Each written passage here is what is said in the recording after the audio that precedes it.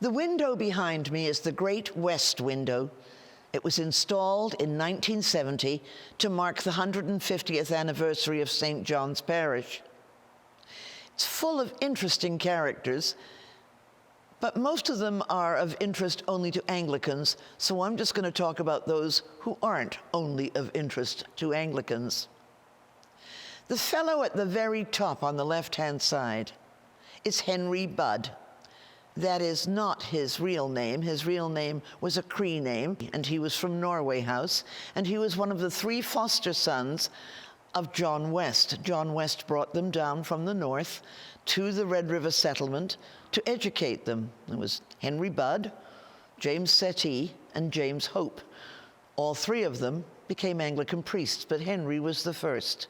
He was ordained in 1852 at St. John's, and he was the first Indigenous person ever to be ordained as an Anglican priest in North America. Actually, I'm willing to bet he was probably the first Indigenous person anywhere in the world to be ordained as an Anglican priest. Now, just below Henry is another interesting fellow. That is Samuel Pritchard Matheson. Samuel was the 3rd bishop of Rupert's Land and the 4th bishop of the entire Anglican Church of Canada. We call them primates. Sam was the descendant of a Selkirk settler. That was the Matheson side of his family. And his other grandfather was John Pritchard.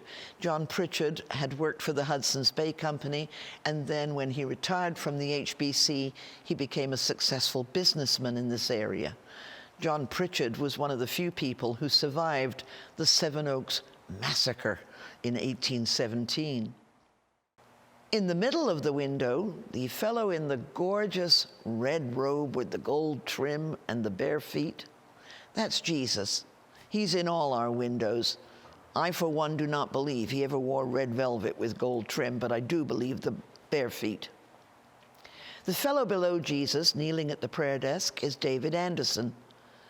David Anderson was the first bishop of Rupert's Land. He came out from England in 1849, and he was here until 1864.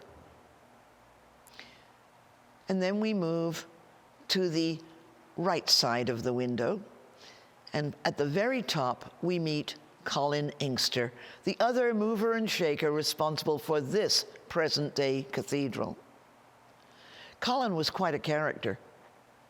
He was the High Sheriff of Assiniboia. He was the first Speaker of the Manitoba legislature.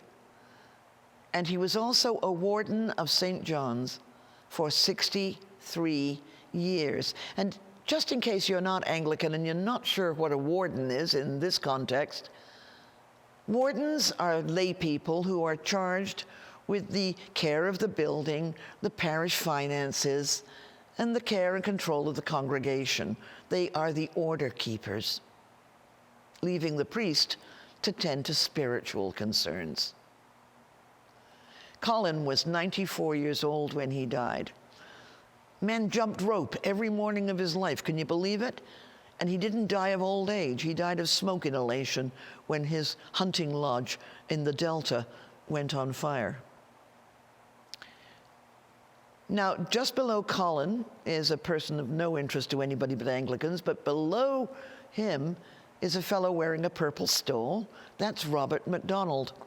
Robert MacDonald was born and raised in Point Douglas, was a member of this congregation, went to St. John's College, studied theology, and was ordained as a priest here at St. John's, but never exercised his ministry in this part of the world.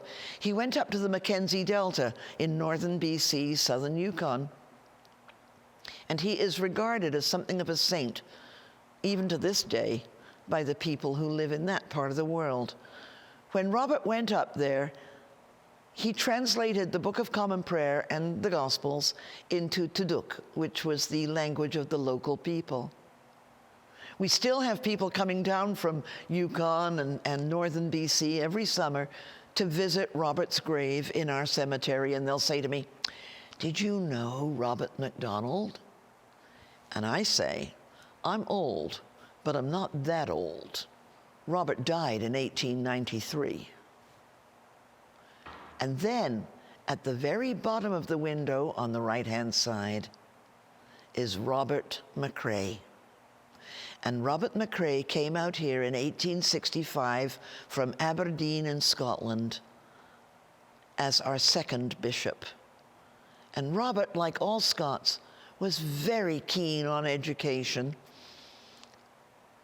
And so if you went to the University of Manitoba, or have children or grandchildren who go to the University of Manitoba, you thank Robert Mcrae, because he was the founder of St. John's College, which was the founding college of the University of Manitoba.